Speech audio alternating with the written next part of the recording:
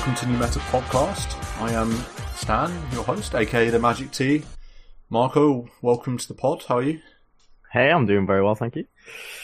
Mini patch, nerf patch, and neutral item changes on the menu, I think, as well as talking about our games as well. Adam, I've heard reports that you're winning games, especially on Doom. How have those been going for you?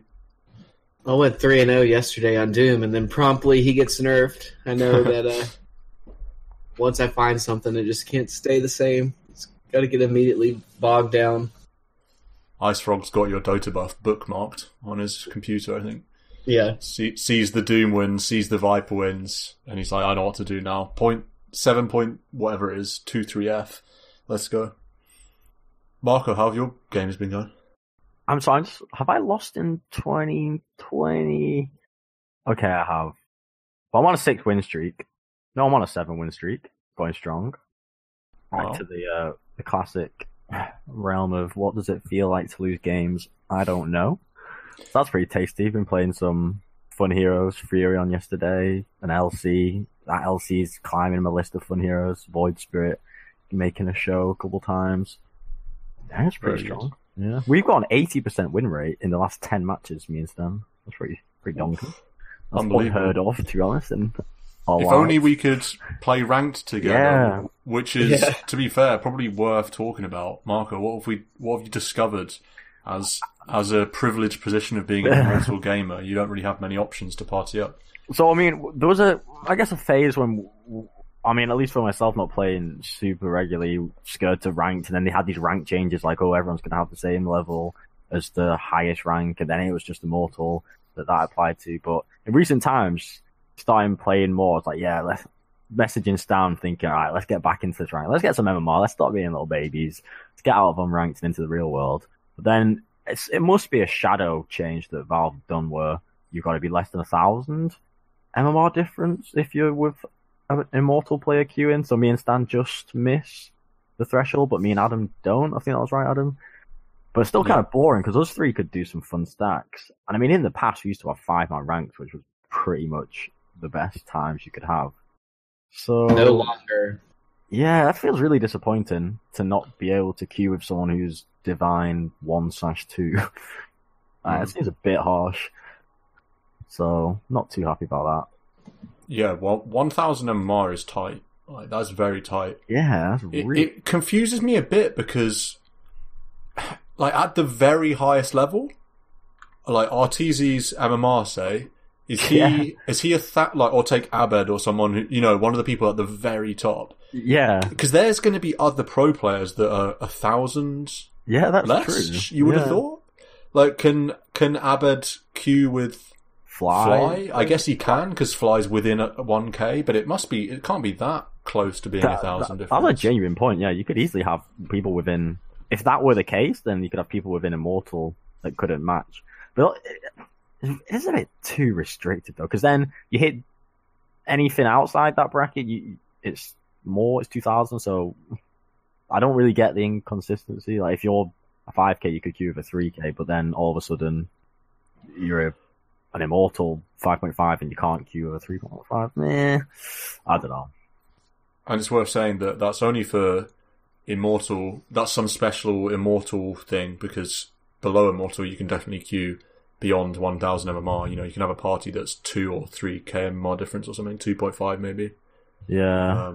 And if there's no not mentioned this change anywhere, so it does seem to be some hidden change, I think. Can only think of one reason why that's the case, and that's because Valve don't want, say, a 6k MMR player queuing with someone who's like 4.2k, because the 4.2k player will be considered 6k because of the way Immortal matchmaking works, where everyone's considered the same rank as the highest player. So they don't want people getting they don't want other Immortal stacks getting like inflated MMR because of really one-sided games, because of MMR disparity that isn't actually accounted for in who you're matched with. Yeah, that can make the games kind of crap if you have a situation like that. But surely there's got to be some solution. I'm just surprised I'm within 1,000 of Marco.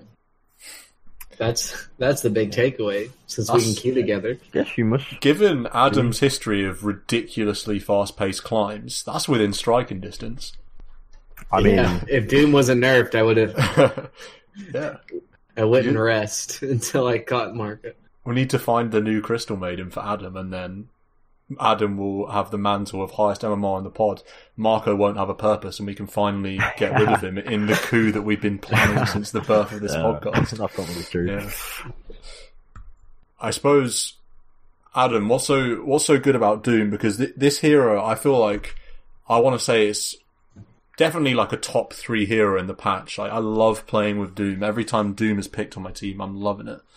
It's not an obvious reason why he's good, right? He's just I watched a couple of YouTube videos from other like good Dota stuff like Alchemy and I think maybe another, and they said that he's just been like nerfed. He's just been like buffed across the board. There's no certain reason why he's really good. Oh, I think you just press Scorched Earth and run at people. Yeah. I think it's just that, like, the W is insane. It's movement speed and then more damage than a Radiance at the higher levels, and then once you get the 10 talent, it's even more damage than the Radiance. Yeah. And then, and then Doom's always Doom, right? You take out their best hero. So Doom is always Doom, for sure. Yeah. Counters every hero, as we know. Pretty much. Scorched Earth is like insane in the laning phase. You just waddle at people. It's not even waddling because you actually move pretty fast. And once you have phase boots, you're really tanky with the armor and then the move speed. And you just like walk at people, Infernal Blade them, and then they just burn to death. Is Doom something recent that you've seen appear and be super strong and therefore decided to play it? Because his changelog is just 7.23 and then nothing until this F. So it seems like a late discovery in the world. Yeah, he's just been popular. So it's like, I'll try it. And I was like, yeah, this is like super easy mode. And then I think actually what it was, I played a game as a 3-stack and I was Slark and I was owning the lane. You know, like the first 3 minutes, I had like 16 denies or something like that against the Doom, and it felt so good. And then he ate a ice armor creep, and then I just couldn't I couldn't harass him. It's like, against Doom, like Slark's great because he's a strength hero, and you just steal all of his strength. And then all of a sudden, he has ice armor, and I attack him once, and I lose 90 movement speed and attack speed, and then I can't do anything. I was like, damn, that sucks. Yeah, and in terms of skill builds, you mentioned Scorched Earth, the W being the best spell in the toolkit. How are you? Are you just maxing that and ignoring E-Blade? Because I feel like you really want 2 points. E-Blade at 4. You don't want to just get 2 points and devour. I've done it before, but I like if you are wanting to kill the carry. I like E-Blade because it kind of slows, lets you get an extra. I mean, it's like a mini stun, I guess. Lets you get extra close, more burn, and then I thought it would be like sad that you can't devour like bigger creeps, but there's so many good ones. To be honest, at level 1 devour, if you get that the ghost. The ice ghost, and then you just have a Scotty right click, then no one can ever run away from you, and you just get the full burn damage. I hate that creep so much. Yeah, that creep is actually obnoxious. And then there's always the move speed creep, the Kobold Foreman or whatever, the one with the cup. But the ghosts kill a wave. You don't even need to pull through; they kill a wave. Oh yeah, it's strong. They're so good as if you're trying to pull the wave, you don't even need to pull through, and it's so hard for the enemies to contest. It's like a free full deny. If that's the first thing that spawns at 1 minute, you can just pull at like 1:15 or whenever, and it just kills the wave. Like that's such a big swing to me. I don't think you should have some small camps killing a wave and other small camps not, like killing one creep if you help deny. And then I've killed people at level 5, right? And then TP back to lane, and I've hit level 6, and then you just doom them and kill them again. Yeah. Like, you just level 6 doom their carry, and then they just melt. Because of they got like 3 dots on top of them. It's fun. Yeah. It's fun. Anti-carry is fun. It's like that's the type of stuff I want to play. I just want to be annoying. I don't actually like to farm too much. It's like the anti-carry. And then you go like phase drum, blink. Is usually what I do. Phase drum, blink, halberd. And then you just kind of end. Yeah, I like it. Doom's a really, really good hero. I recommend trying it. My games have been... I was on a win streak, as Marco mentioned, because a lot of those games have been in party, but even won a ranked game with Adam. That was really good. Got an Ursa win in there. Played an unbelievable Lich, but I've lost... I played 2 pre-pod games, which is always dangerous because... We know you lose on pod day. Yeah, on pod day, it's like guaranteed loss, so got a couple of solos in, a couple of losses, so that feels bad. TA loss, that's not helping that's not helping the flame, to be honest, but there you go. Not much to report though other than that. Let's take a look at this patch then, 7.23F. An actual 7.23F, not a Marco debate looking at 7.22F. Straight off the bat then, this general change, goal bonus for the team that is behind is no longer considered if the difference is only 1k or less. This is really nice for... I immediately think of right at the start of the game, where if you trade, say in a mid situation where you dive them under tower, kill them and then die yourself, oftentimes if you're the hero diving, you kill them, you get the XP, which is really good. That's why you're trading, because you get the XP, they don't. Then you die, but because you got the kill first, your team suddenly gets a gold lead off that. Then you die and the enemy gets like 200 more gold than you for a kill at like 30 seconds in. You got like 101 and the enemy gets like 300. So stuff like this is a nice fix for that, because it's almost like... It's not a bug the way it was before, but it's like an annoying feature that's just pointless. It's good that they've found a way of patching. Unjustified kind of mechanic that was unfair, really, to the... They don't need comeback mechanics like minute 1. Yeah, it's not even a comeback. Like, you get the kill first and then die, and then somehow they gain twice as much gold as you. Like, this just doesn't make sense. So it's a good change. Yeah. Another thing I think of is... I don't know why I remember this, and if anyone listening to this remembers this, then that's amazing, because it's such a random thing that I've thought of. But there was a game, I believe, in TI7, where it's EG versus Liquid. I think it's in the group stage. The reason I remember it is because... Or maybe it was TI8. Yeah, it must have been TI8, actually. Group stage of TI8, Liquid versus EG, and Miracle's playing Clinks, and Arteezy's playing Spectre. Miracle mans on Arteezy with the Clinks. Arteezy pops Blade Mail and they kill each other. They die in the same instant, and not in the same instant. So the Clinks dies first on the Blade Mail or something, which gives EG a gold lead. Then Arteezy dies or whatever, whichever way round it was. But Miracle gets, I think, 800 gold for killing Arteezy, and Arteezy gets like 200.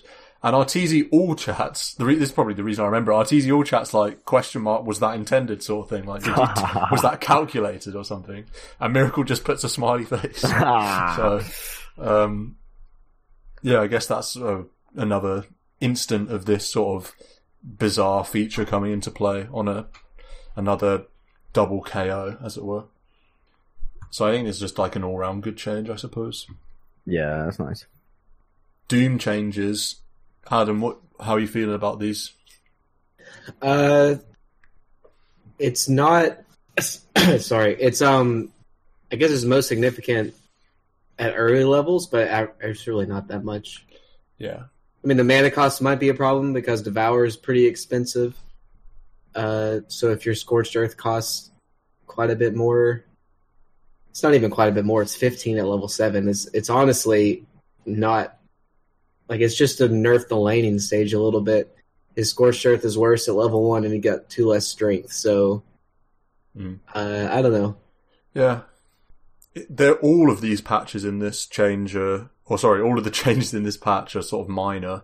I don't know if there's any you've thought of, Marco, that are worth talking about, any that caught your eye, or... I mean, the biggest ones to glance over, I feel, is first, the OD ult is now a bit weaker. Sanity's Eclipse multiplier is a little less, that's good. We see way too many 5-man wipes from the hammer. The puck changes are probably one, or if not the most significant, in particular his talents. So, I never played this meme puck right-clicker pew-pew build. I know you did once and it worked very well, and a lot of people have said how strong it is. So now at 10, that phase shift attack is now 30 damage, and at 15, the 90 damage talent is now phase shift attack. So that's a lot of... I can't believe how big that 15 talent was with 90 damage, but now the damage is 30 at level 10. So the meme build won't be as strong, but people in the comments were saying it could still be done, but just won't be as ridiculous. You might not even go that route anymore. Like, you might go cast range and then magic amp at 15. I think so, yeah. I've already heard rumblings that that was the better build already than the meme build, but I think this hurts it quite a lot just farming. Like, phase shift attack is really nice for farming camps and farming waves. You literally just get a free right click. You get 5 free right clicks if you're exactly in one. So the farm speed is amplified with that talent being at 10. And yeah, so I certainly, if I played puck now, would be taking the cast range, like Adam said. Yeah, and then also the other puck change, which is equally significant, is the waning rift. You can't move if you're rooted, which again makes sense, and it's kind of a mechanic that was in whereby puck's rooted, but you could waning rift and move, which doesn't make sense because root is meant to be rooted in place.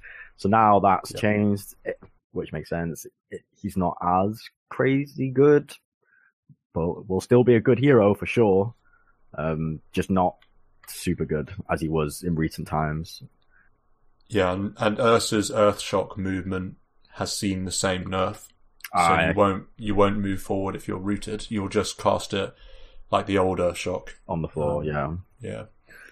Trien, he's got touched up a little bit, and I think very justifiably so. So he's level 1 Leech Seed Slow. Oh, but that's not that ridiculous long Bramble spell.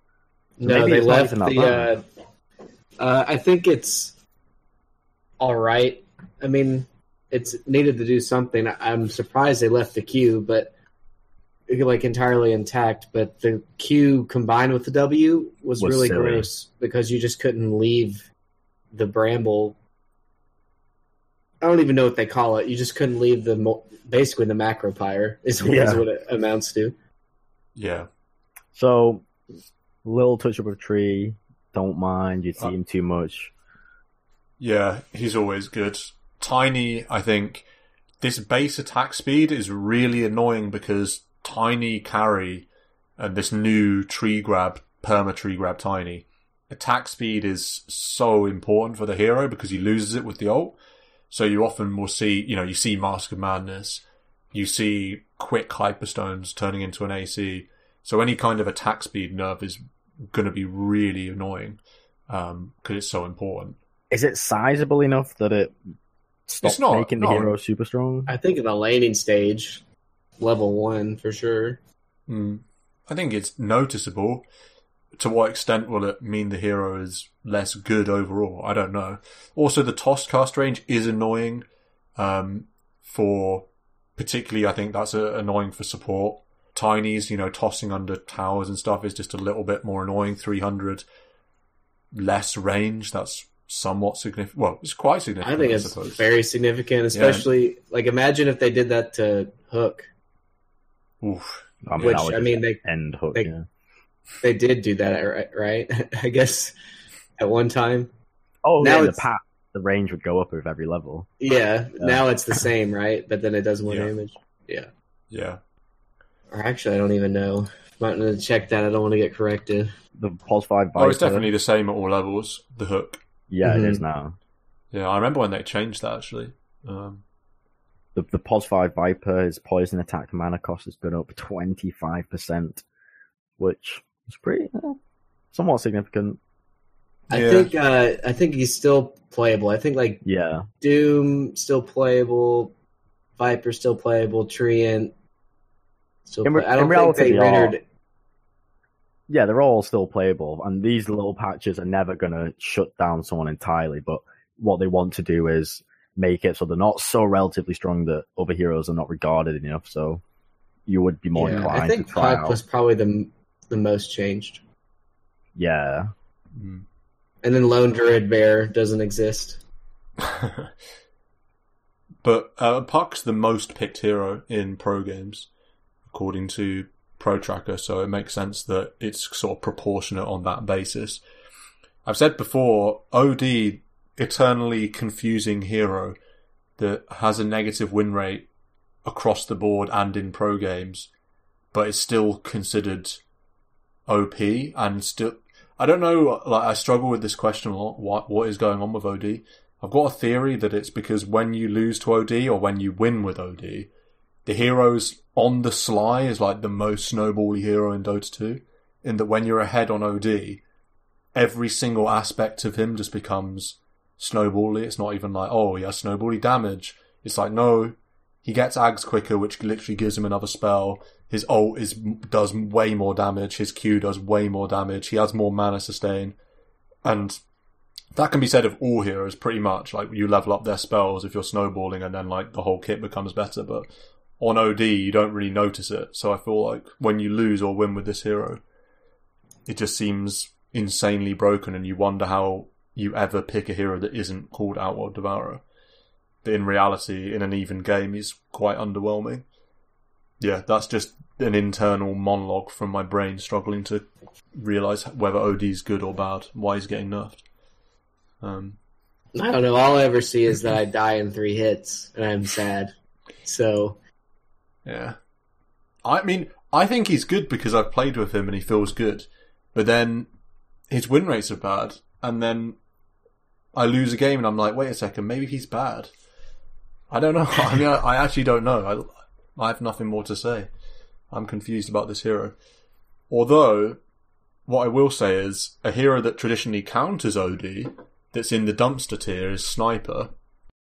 All I'm going to say is, I've seen 4 games with Sniper in Outlanders, and it's won all of them.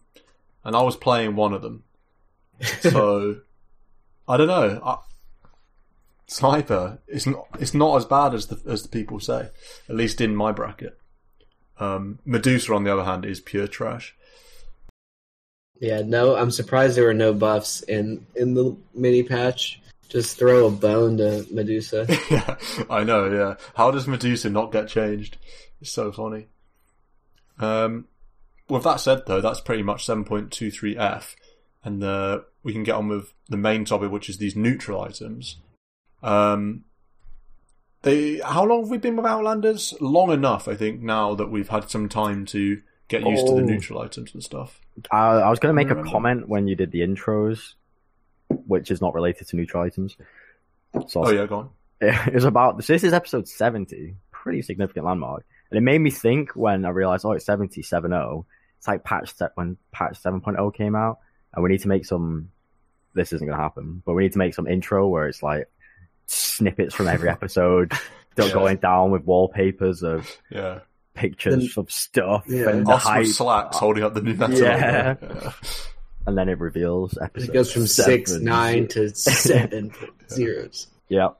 That came to mind. Each episode, like what the drama was at the time. Like early episodes, it's like Refinery's dog face or something. Like that's the wallpaper. Strips away to reveal like us at Birmingham or something.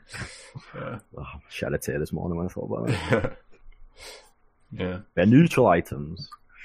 Neutral items, yeah. So Outlanders has been, must be a month and a half, 2 months max. Yeah, I would think 2 months max. Yeah. And so we've seen neutral items be in the game for long enough to have a sort of assessment, and also we've been through quite a few patches where they've all been either removed or touched up. Did I actually say that I've been in a game that went 70 minutes? Did I say that in the last pod? I don't know if it was in a pod. I remember you saying... Did I just say? I don't know if I told Adam, but I had my first 70-plus minute game. It's like 100... It's like a 1 hour 10 or 1 hour 20 or something. We were in for quite a while. It kind of underwhelming. The only one I got was Phoenix Ash, which was like okay. Yeah, that's the worst one. Yeah, it was a bit boring. It was quite nice for me because I was getting stun locked for like a million years on OD, so it did help me there. But it's kind of like an Aeon disc because it triggers when you get jumped. It's not like in these super late game situations. The aspect of Phoenix Ash that's meant to be good is that it resets all your non-ultimate cooldowns. But if you've casted all your spells successfully in a late game situation, you've probably won the fight. So in the way it triggered for me was I was just jumped and then it triggered to save me. It may as well have been an Aeon disc. So that was quite underwhelming. I know our Treant Protector got the Fallen Sky. That was quite fun. Because the cast range is unbelievable. This is the Blink plus Meteor Hammer. Yeah, that's one of the best. The cast range is so long. He only really used it once and then died, but then the game was over. But the enemy team someone had the one that gives you all the power runes at the same time, whatever that one's called. Yeah. Fusion rune. Someone had Mirror Shield and someone had Force Boots. I think we only got two. We only got two on our team because we were losing. Anyway, we'll get on to the tier 5 ones maybe some other time because they're sort of the most irrelevant ones because you rarely see them. So we'll start with the tier 1 items. We've got Keen Optic, Poor Man's Shield, Iron Talon, Ironwood Tree Recipe, Royal Jelly, Mango Tree, Arcane Ring, Faded Brooch, Trusty Shovel, Broom Handle, and Ocean Heart. No particular reason why we should start on any of them. But do the first quiz is at what minute do these start to drop? Oh, I know I think I know all of them. Well, I know we're testing our metal, right? Is what? Yeah, Marco. When do they spawn? I knew this was 7 minutes, and I just saw confirmation. But I would. Yeah, it's 7 minutes. But then when does it? Congratulations, new meta, for knowing when they spawn. When do they spawn in Turbo? Wait, they spawn in Turbo? Yeah, man. They spawn immediately in Turbo. That's correct. It's a very recent change. That's obnoxious. It used to be. Well, I mean, Turbo's obnoxious to be fair. Yeah. Yeah. What do we think is? Yeah, right. Well, I was going to say, which of these items is the best one to get, or like which Trusty is our Shovel. favorite to get? Trusty Shovel. Overrated. Trusty Shovel you can use from minute 7 to minute 70. And it can go from a core to a support and still be useful all the way through the game because of bounty runes. Bounty runes maybe, but it's useful, but it's not God. Never buy a TP scroll ever again. That is a good point about it, and you do get salves, and salves are underbought in general. Yeah. You can fill bottles, but bottle heroes don't really want to carry Trusty Shovel because you usually want to just give it to your support. It's hard to assess Trusty Shovel because it's sort of like a gimmick. It's one of these gimmick items. It's a bit like Mango Tree. Mango Tree, I would put up there as tier S. Really? Where? How do you use it? How are you using it? Quite good. It's just such good vision that you get from it. And you put it in a somewhat safe or location to the side somewhere. It's basically a ward that then you pick up mangoes from. That mangoes are great. I get so much value from the mangoes. If you put it on a cliff, though, you can't get the mangoes. Some cliffs you can when it has loads of them falling. I've actually adjusted the way I use Mango Tree now. I put it in a safe area, like a very safe area, but I put it on the ground and just use all the mangoes. Like I use it sometimes I use it where the shrine used to be, like if I'm Radiant. Where the removed shrine was in the middle of the jungle. I just slap it down there. It gives really good vision of that whole area. Sure, it'll be destroyed eventually, but it's almost as good as putting it on a high ground, and you're guaranteed to get all the mangoes. It's an endless ward, and particularly in the early game when, say, you put it in the spot you talk about in your jungle, it's not likely that the enemy team's putting a sentry ward deep in your jungle for about 20 minutes, really. So you can basically guarantee getting a lot of time with vision that very, very likely you'll get value from that vision, and then you'll get the mango value anyway. I think also the lane ones, where you put it just inside the trees of a lane, can be very good if you get it early enough, because a bit of extra lane vision that the enemy don't know about can be strong. Yeah. That's where I like to put it. Like, put it in the trees by the outposts outside of the global vision, and then you always have vision for people setting up on it. You can see people TP in, maybe. You lose the mangoes that way, but I like the uninteractable ward aspect of it if it's like stuck in some trees like that. Otherwise, I feel like it's too easy for it to get killed on a high ground, and it makes me sad. Like, if you put up one of those ward cliffs and then somebody just waddles up and Quelling Blades it, and you're just like, man. Yep. Those are the two real sort of gimmicky ones. Although some of them aren't gimmicky, they're just straight up bad. I feel like Iron Talon, I hate almost always. It's the worst one. That feels bad one. It's so useless. There's really no... Like, are you actually going to be using the active Quell while farming at 7 minutes? Like, so underwhelming. It's good for... Like, originally, Iron Talon was good from minutes 0 to 7. Yeah. And now it drops at 7. So it's just like, what? You get, like, 2 armor. That's all it's good for. Yeah. It's so triggering that the armor's at the bottom, like, not above the active and the passive. So weird. I don't know why they've done that. You just would miss that, I'm sure. On all the other items, actives and passives are below the stats. Weird one. And then, of the others, I feel like there's a lot of... Ocean Heart, this one's quite near the bottom of the pile as well, wouldn't you say? 5 all attributes.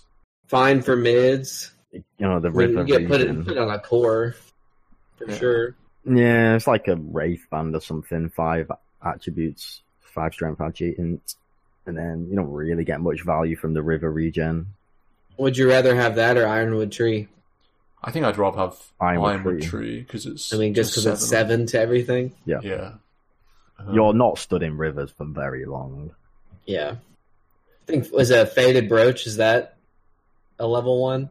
Oh, I love Faded Brooch. Yeah, Faded Brooch is good. Movement speed, great support one. It's like a mana boot level of mana. Right? Yeah. Yeah, it's quite good. Where are you putting Faded Brooch? If it gets picked up on your team, where are you giving it to? Are you just giving it to an int core if you have one? Or are you giving it to a support? Or what's the assessment? Whoever picks it up keeps it, is what it usually happens. Yeah, perhaps. Is there, for any of these items, I guess, what's the calculation? Because Mango Tree and the Shovel, obviously, kind of arbitrary. But say Faded Brooch and Keen Optic in the same vein. Are you looking for the best hero? Are you just chucking Keen Optic on a hero that needs cast range, like a spellcasting support?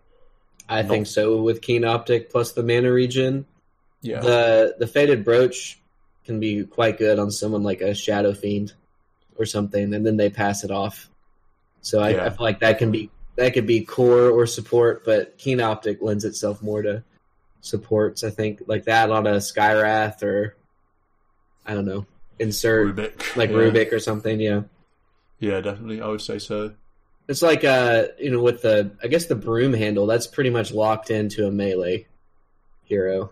For sure, yeah. The Monkey King item. Yeah. Yeah.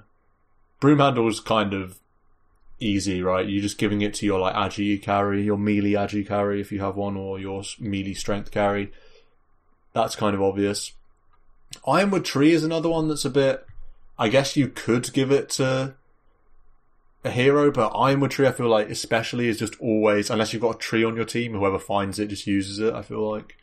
Yeah, I think it's worth buying 3 branches to complete it. Oh, definitely. Yeah. Like, even if you don't have any left over, it's totally worth 150 gold. It's like 70% of an ultimate orb, so... Yeah, it's strong. And that leaves... Honestly, Royal Jelly is like one of my favourites because it's just permanent. Yeah, it's nice. I know it's sort of not that great because by the time you need to get rid of your tier 1 item for slots, the plus 2.5 mana health regen and plus 1.25 mana regen is not crazy good, but it's the only neutral item at level 1 that stays with you for the entire game. And that aspect of it I just really like. So I feel like I'm always happy seeing a jelly.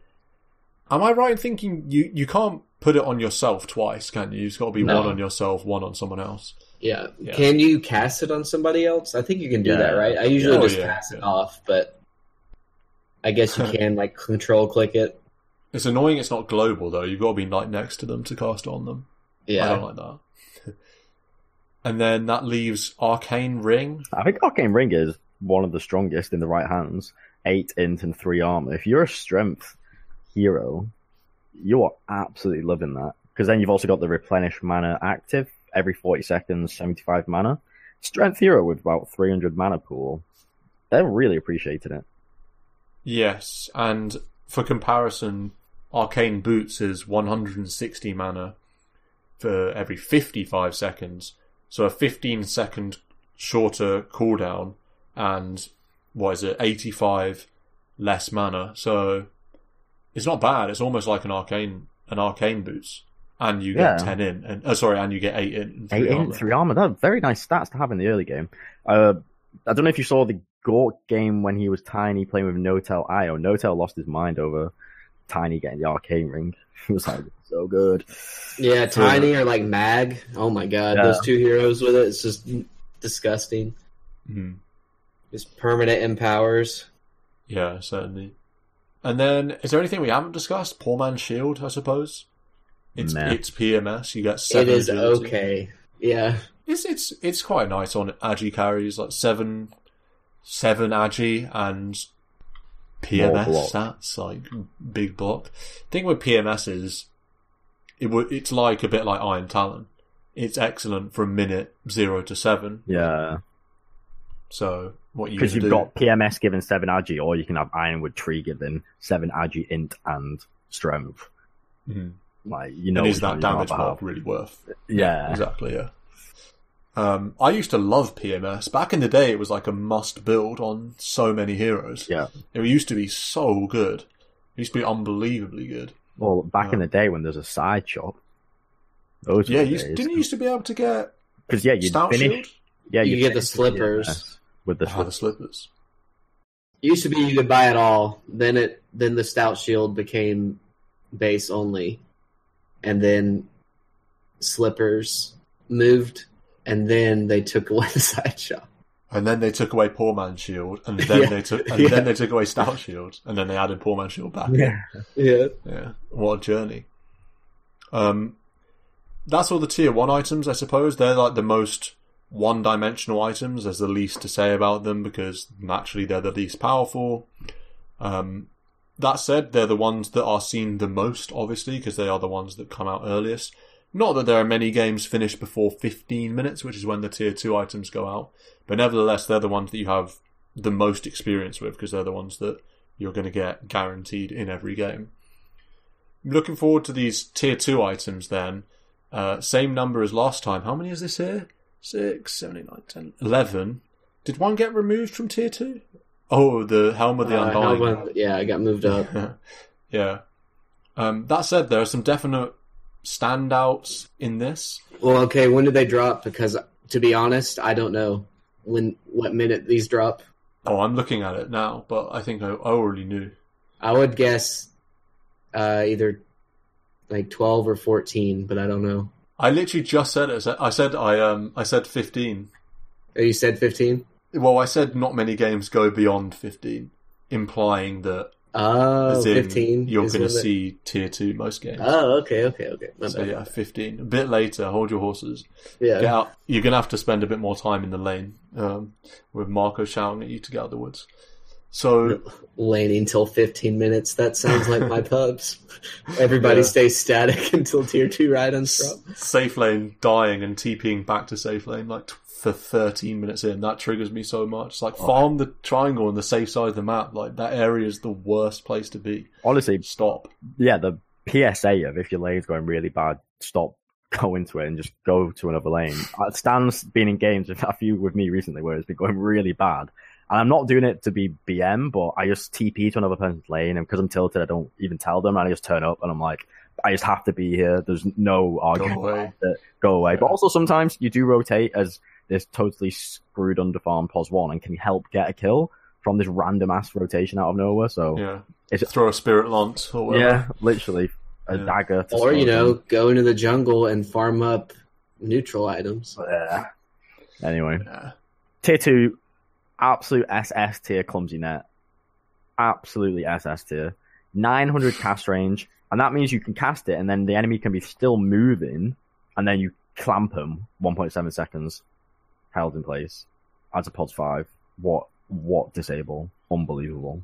It's quite good. I do say it's quite good. I don't know if it's Absolutely SS. Insane. S for sure. Does it provide any you get some stats as well. Yeah, you get 6 all stats plus 2 mana regen, so it's very, very nice for a little support. Pretty good. It's so strong. And what heroes? POS 5 straight away. Give it them. They're now gods. You don't think? POS 5 always just doesn't matter who it is. Just like always POS 5. Yeah. Fair enough. I think you can get it on some like 4s and 3s. Like that. Like tree always is going to get clumsy net. I feel it's a good tree item because strength hero is like a bit tanky. I quite like it on strength heroes. I don't mind just slapping it on a 5 and forgetting about it. But heroes that are going to be at the front lines anyway. That's the thing. You don't need to be at the front line. 900 cast range. What a joke. Yeah, it's so long, and also you can't disjoint it. I believe, or if you blink, it follows you. I know that. Wow. But I think maybe you can disjoint it in other ways, but if you blink, it will still get you. So it's quite strong. You can run people down with it, even if they have some sort of mobility often. Yeah, honestly, that range of lockdown is very strong. I think Imp Claw, is that another S tier one? People really like this. Yeah, I think this is very strong as well. It's a nice damage item. 24 damage and empowers your next attack, causing it to be a critical strike, dealing 130% damage. Here's a quiz for you guys. I don't know if are you looking at it now? Yeah. No. Oh, Adam's not. What's the passive called for Imp Claw? I have no idea. It's called Critical Strike. Oh, there you go. Guessed it. I could have had a stab at that. Yeah, quite 8 seconds. I thought it was going to be like 8 is nice. I mean, it's a wonderful Ricky item. Yes, great Ricky item. I had it on anti-mage, and you crit, you cleave. That's very strong. Mm. But honestly, what's the other one? Void Spirit, I always love getting it with. Boom, you do your ult, and everything gets hit with a 130% damage. So many, just any hero, any right-clicker just is foaming at the mouth. 24 attack damage as well, that's an old phase boot. Old phase boot? It's not Demon Edge. Is it a Demon Edge? Or is it a Claymore? No. I swear Claymore's 16 though. Maybe Claymore's 21 damage. Oh, is it? Okay. Demon Edge is better than 46, right? Or is that making that up? 42. Demon 42. Okay. What's Sacred Relic? Come on. 60. Yeah. Yeah. Points.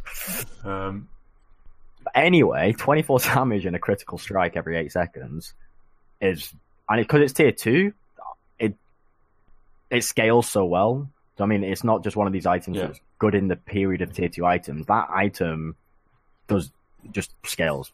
It's because it's a crit as well. If it was just 24 damage, it would obviously scale less well because of this crit aspect. Even later stages into the game, it means that every 8 seconds you're critting on all your damage, which has obviously been accumulated by the time the game's like 35, 40 minutes. So it's still good because you still crit off all of your extra damage that you have later in the game. Yeah. If I was go on.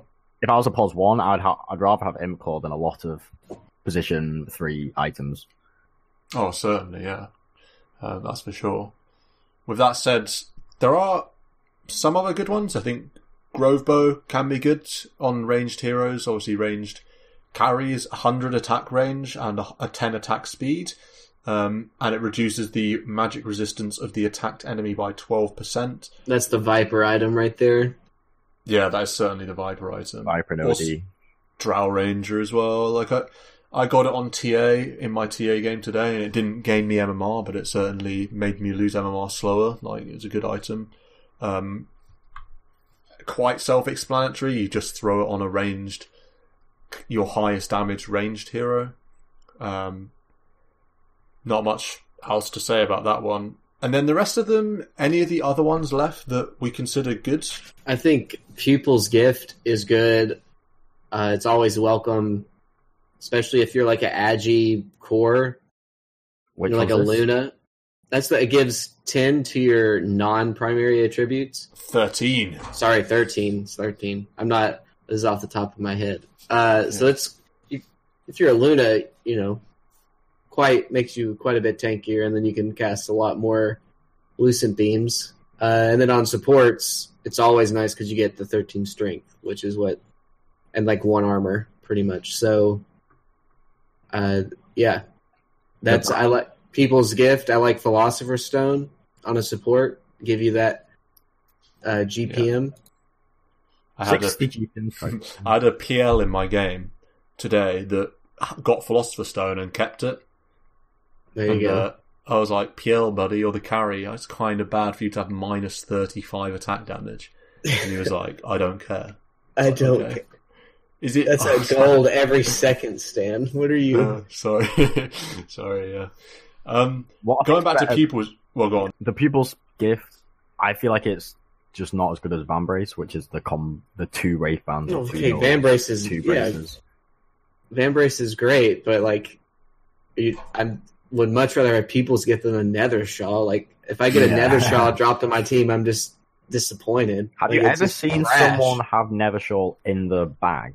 In the backpack? Sometimes I've seen supports do it. I've even told myself, I've seen other supports use this thing before. It's got to be good, right? And then you just melt in 2 right clicks. We have minus 3 armor. And you're like, why is this almost the only item that gives a drawback? Like, what? Yeah.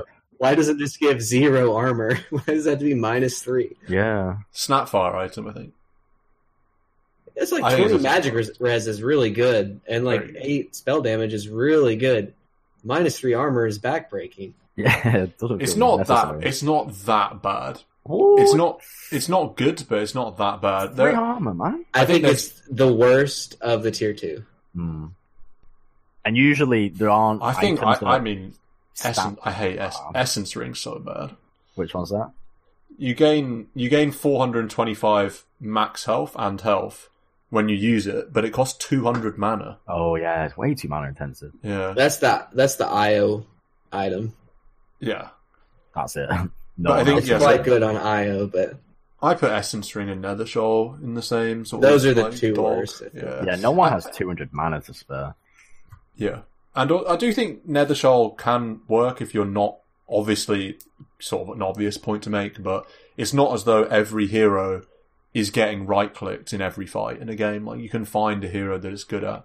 And in plenty of games, if you're against Magic Burst, which is rare these days, but if you are, it might be a worthy trade-off in some situations. Yeah. But usually you're not thinking, do I want to take 20% magic resist in favour of losing 3 armor? Like, that's not the calculation. Usually the calculation is, can I have this item that's going to give me 8% spell damage, and I'm not getting right-clicked at the moment. So there are times where I'm like, I have a branch or this, and I have to think about it. Nah, That's what... Sometimes, I don't know, I think I played Rubik or something. I've played some heroes. You just get gone on, you're like, man... I do think it makes a big difference in letting you live. Because it's not like there are many games where there's a Zeus and a Tinker and these very, very magic damage heavy lineups. It does feel like there are always these brawling, right clicking, so you're always a bit more hesitant. In the right lineup, it'd be great. It's not 3 armor isn't equivalent to 20 magic resistance, though. It all depends on the matchup. I bet it's really good on Necro. Yeah, it must be good on Necro because, Ghost Shroud, you're not getting clicked. Yeah. I don't know if I guess I would use it on Necro, actually. You get 8 spell amp. That's more... Yeah, that's very nice. Yeah, good for everything. And your passive. that I've literally never, ever had it equipped. And I know I've not played loads of support, but I've never had it equipped. Oh, it feels bad. Feels bad. We'll say Vampire Fangs is pretty good. I've seen it on like Tiny with a Mask of Madness plus Vampire Fangs, and he's got Spell Lifesteal too. And you're just like, he heals for like 200 every right click. So yeah, with a Sandwich. It's a weird one because I feel like I always get it put on me as playing in a core position, but I do feel like you just have to have someone with Lifesteal to get the synergy, and so it is kind of constrained to that because no one really cares about the spell Lifesteal and Night Vision. That's where I see it. I always find it a weird one. You don't really need synergy for the Lifesteal. It just gives you 15%. But I feel like it's only worth it if you're someone who's got the Sange already or something to buff that 15% Lifesteal. If I'm a core, I don't want this item unless I had, like Adam said, Sange, Mask of Madness already, maybe. I feel like I've been PA'd all those 6 times I played PA and lost every time. I always got Vampire Fangs and I was like, I don't want this. Yeah, but it's better than an empty slot. Yeah, but who has empty slots? No one should have empty 15 slots. minutes? Yeah, man, I've got fucking Wraith Bands and Wands and... You didn't get a Vambrace? What do you mean? Wow, you've got a health of regen and a Demon Edge and your quick buy at 15 minutes on PA. I got 3 braces at 6 minutes at PA.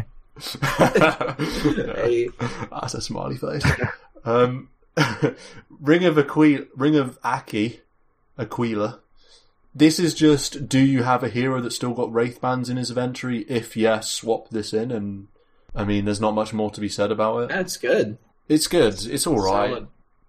It's a better Wraith Band. Everyone knows what Aki does. It's worth, if you don't necessarily have a core that's buying Wraith Bands for whatever reason, stick it on a support for the aura. Like, it's not good. Yeah, armor aura is fine. Just yeah. Solid. And then like with buckler as well. Yeah, definitely. Does what it says on the tin. We've known about Aki. It's actually the best of the 3, right? That came back. It's relevant still as a tier 2. Yeah. You know? That said, it's still late. All of these ones that have made it back, like 15 minutes for Aki is still like late. Now, if it dropped as a tier 1, though, that's OP. 7 minutes. That would be crazy. Yeah. That would be solid. That's like a 1K net worth right there. Yeah.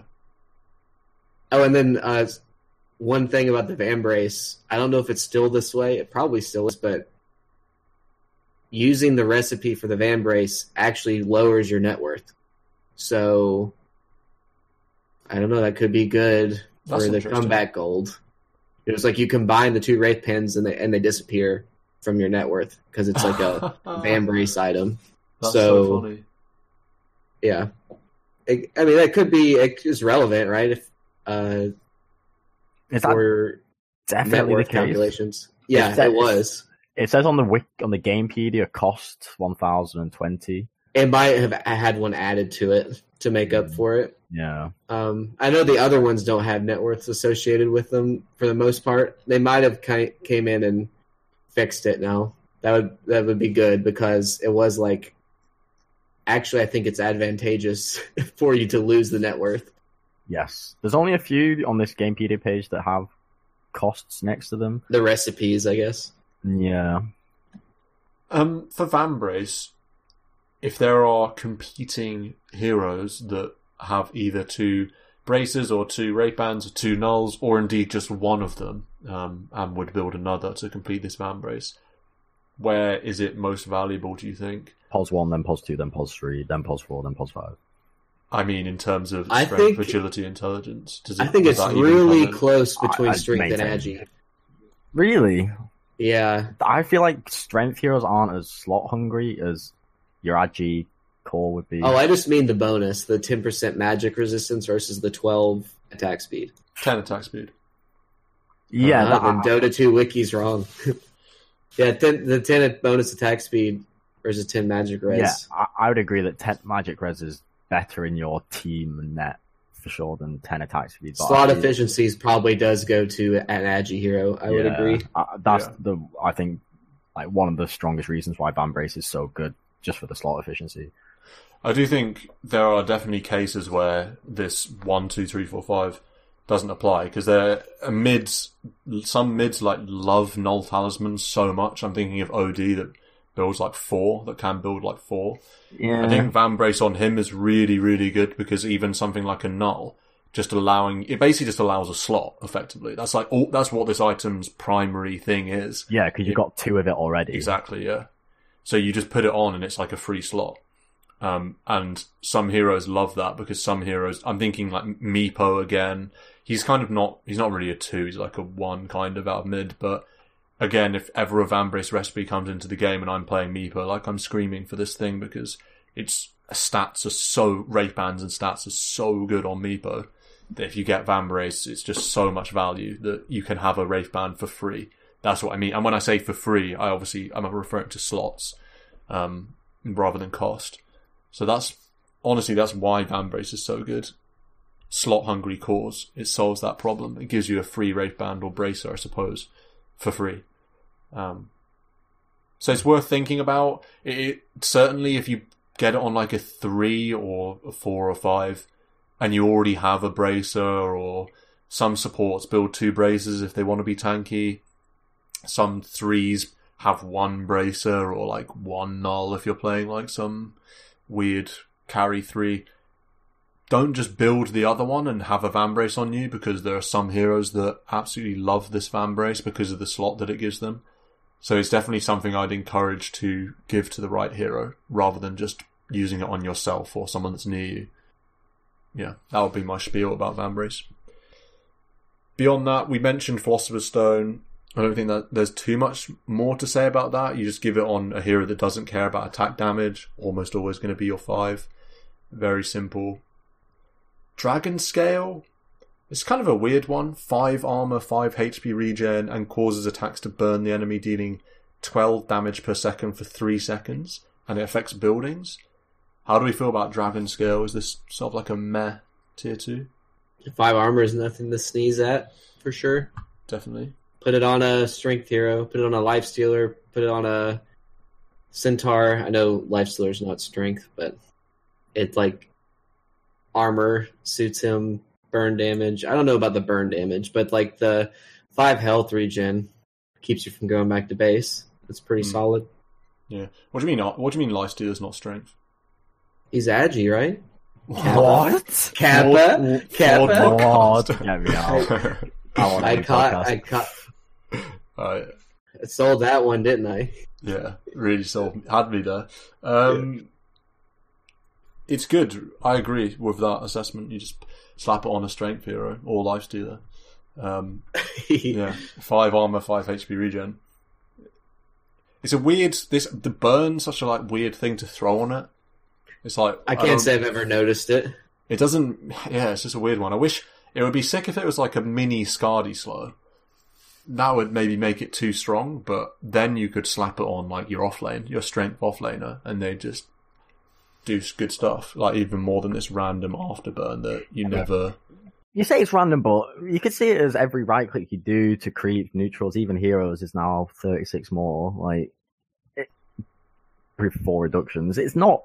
It seems weird because it's this 12-second DPS, but 36 to every right click. It's not too bad. Or maybe not. It's not as good as blank 36 damage extra, because say if you hit someone repeatedly, you won't get 36 every time, because it's just the debuff resets. But if you're farming neutrals and waves, it's a little bit helpful. Better Orb of Venom. It's like the 15-minute equivalent to Orb of Venom. Yeah, it's not garbagely bad, because it is something. But yeah, it's not the main aspect. The armor is definitely the number one aspect. Yeah. And for HP regen, I mean, we've been going for an hour, which like blows my mind, because it feels like we haven't been going for long at all, which just goes to show time flies when you're discussing neutrals. But so maybe we won't do tier 3, but which gives me the confidence to bring this up. HP regen is kind of assessing the impact of HP regen is an interesting topic for me, because 5 HP regen on Dragon Scale, what is this giving you? Because at what point does HP regen start becoming a factor in fights, rather than just like, oh, I'll recover faster and I don't need to buy regen? Because think of a hero like Dragon Knight, his passive gives really high HP regen, as well as armor.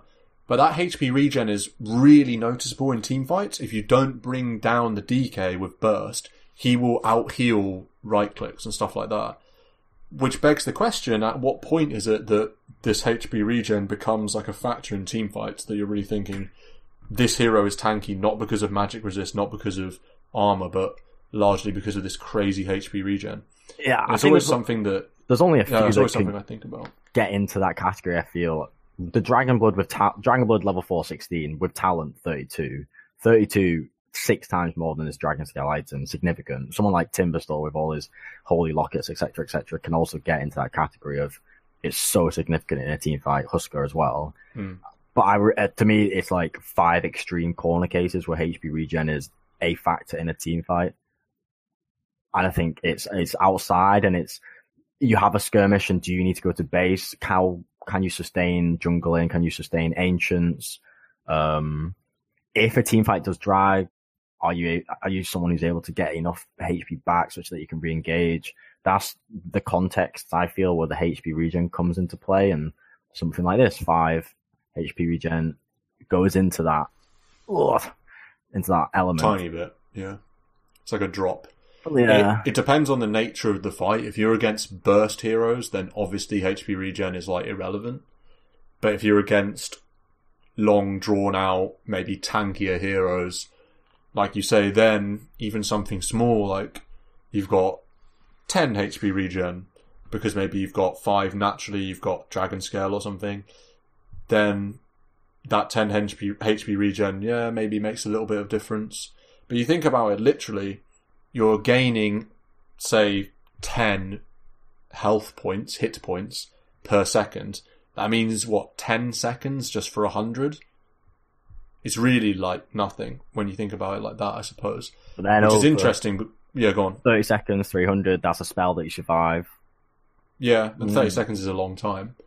Yeah. But it's interesting that when you think about it like that, even something like Dragon Blood doesn't seem too crazy, but then you obviously in actual games it sometimes is. But particularly thinking 32 with the talent for Dragon Blood in a fight, 10 seconds is 320 times it by 3. Oh, yeah, that's 25 though. I mean, is that 20? It's before 20. It's before level 25 that he's tanky because of HP regen. Oh, I thought that talent might have been 20. Okay, so 16. But that's it's 16 added to whatever natural. Yeah, but even then, level 7, 16, take a 30-second skirmish, that's 480. Quick maths. When you're level 7... I believe you. Yeah, but when you're level 7, 480, that's multiple spells cast on you. Oh yeah, definitely. That is big. That is big for sure. So I guess it's a scale, I guess, and somewhere along the line, somewhere in between Dragon Scale and Dragon Knight, is the sweet spot where you start thinking, wait a second, this HP regen is pretty good for fights. Yeah, something like 5 obviously isn't going to be the spike that is noticeable in a fight, but it does smooth you along the way, as do all these little attribute numbers. But 5 armor is definitely not to be overlooked. That's good. How much armor does it give you? Sorry, does what give you? Chainmail and plate mail. 4. 10 and 4. 4's correct. For chainmail? Yeah. I was gonna say 5, but I didn't even think about the other one. Whatever the other one was. Correct with 10 for plate mail. So in that context, it's a half a plate mail. 700 gold. Yeah. Tier 2 item. Can't put a price on Afterburn. Yeah.